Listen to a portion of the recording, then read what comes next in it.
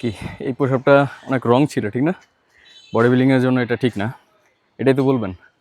তো আমি বলবো যে ওয়ার্কআউট রং অর রাইট এটা ডিসাইড করবে যে করতেছে, যে ওয়ার্কআউটটা করতেছে সে কোন মাসেলটা হিট করতে চাইছে এটার উপর ডিপেন্ড করে যে সে ওয়ার্কআউটটা রাইট অর রং। আমরা সবসময় কী করি যে ভিডিওর মাধ্যমে দেখে বা পিকচারের মাধ্যমে দেখে জাজ করা শুরু করে দিই। সে যত ভালো এক্সপিরিয়েন্স থাকুক না কেন আমরা জাজ করা শুরু করে দিই। তো এই জিনিসটা রং, এই জিনিসটা রাইট, এই জিনিসটা আমরা বলা শুরু করে দিই। বাট সে কোন মাসেলটা হিট করতে চাইতেছে এইটা আমরা চিন্তা ভাবনা করি না, বা তার সাথে আমরা কখনো কথা বলি না।